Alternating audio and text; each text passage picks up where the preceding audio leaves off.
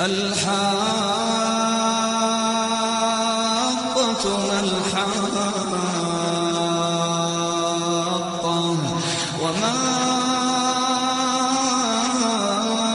أدراك ما الحاقة كذبت ثمود وعاد بالقارعة فأما ثمود فأهلكوا بالطاغية وأما عاد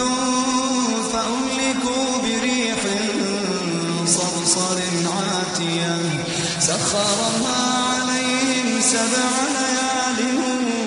و8 أيام حسوما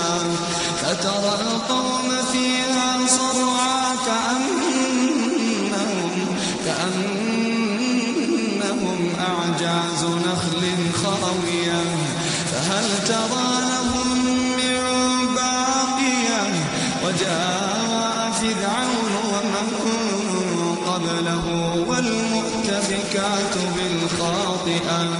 فعصوا رسول ربهم فأخذهم أخذة رابية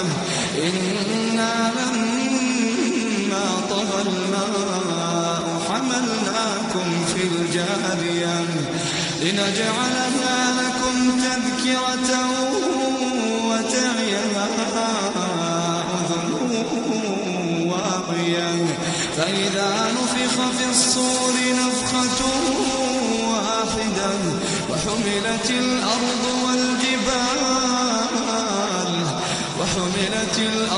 والجبال فدكتا دكة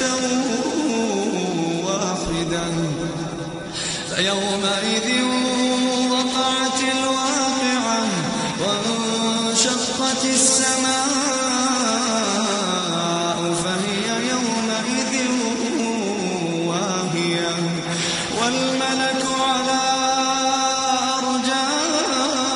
أرجائها ويحمل عرش ربك فوقهم يومئذ 8 يومئذ